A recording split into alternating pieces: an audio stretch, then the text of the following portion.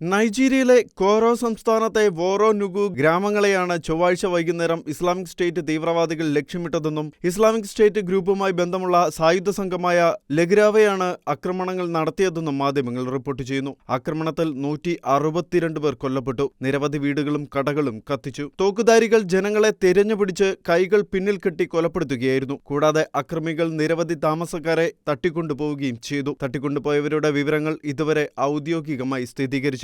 സംഭവം നടന്നത് സംസ്ഥാനത്തിന്റെ തലസ്ഥാനത്ത് നിന്നും ഏകദേശം 8 മണിക്കൂർ അകലെയായതിനാലും ഉൾപ്രദേശമായതിനാലും ആളുകൾ കൊല്ലപ്പെട്ട പല സമൂഹങ്ങളിലേക്കും ക്വാറ സംസ്ഥാനത്തെ റെഡ് ക്രോസ് സന്നദ്ധ സംഘടനയ്ക്ക് എത്തിച്ചേരാൻ കഴിഞ്ഞിട്ടില്ല എന്ന് സംഘടനയുടെ പ്രതിനിധികൾ പറയുന്നു. ചൊവ്വാഴ്ച കാറ്റ്സിനയിലെ ഡോമ ഗ്രാമത്തിൽ അജ്ഞാതരായ തോക്കുധാരികൾ 13 പേരെ കൊലപ്പെടുത്തിയിരുന്നതായി പോലീസ് മേധാവി അബൂബക്കർ സാദിഖ് അലിയു പറഞ്ഞു. അതിനു മുൻപ് കഴിഞ്ഞയാഴ്ച വടക്ക് കിഴക്കൻ നൈജീരിയയിലെ ഒരു നിർമ്മാണ സ്ഥലത്തും സൈനിക താവളത്തിലും നടന്ന വ്യത്യസ്ത ആക്രമണങ്ങളിൽ ബൊക്കോ ഹറാം തീവ്രവാദികൾ 36 പേരെ കൊലപ്പെടുത്തിയിരുന്നു. നൈജീരിയയുടെ വടക്ക് കിഴക്കൻ മേഖലയിലെ ഇസ്ലാമിക തീവ്രവാദികളുടെ ആക്രമണത്തോടൊപ്പം വടക്ക് പടിഞ്ഞാറൻ, വടക്ക് മധ്യ മേഖലകളിൽ സമീപ മാസങ്ങളിലായി തോക്കുധാരികൾ മോചനദ്രവ്യത്തിനായി തട്ടിക്കൊണ്ടുപോകുന്ന സംഭവങ്ങളും വർദ്ധിച്ചതോടെ നൈജീരിയ സങ്കീർണമായ ഒരു സുരക്ഷാ പ്രതിസന്ധിയിലാണ്. സംഭവത്തിൽ ശക്തമായ പ്രതിഷേധമറിയിച്ചും അക്രമികൾക്കെതിരെ കർശന നടപടി സ്വീകരിക്കണമെന്നാവശ്യപ്പെട്ടും ക്വാറ സംസ്ഥാനത്തെ കത്തോലിക്ക രൂപത രംഗത്തെത്തി. അയൽരാജ്യമായ നൈജറിൽ ലഗുരാവയ്ക്ക് വേരുകളുണ്ടെന്നും 2023 സൈനിക അട്ടിമറിക്ക് ശേഷം നൈജീരിയയുടെ അതിർത്തി സമൂഹങ്ങളിൽ അവർ കൂടുതൽ സജീവമായെന്നും നൈജീരിയൻ സൈന്യം മുൻപ് പറഞ്ഞിരുന്നു. കൂടുതൽ ആക്രമണങ്ങൾ ഭയന്ന് നിരവധി താമസക്കാർ പ്രദേശം വിട്ടുപോയി.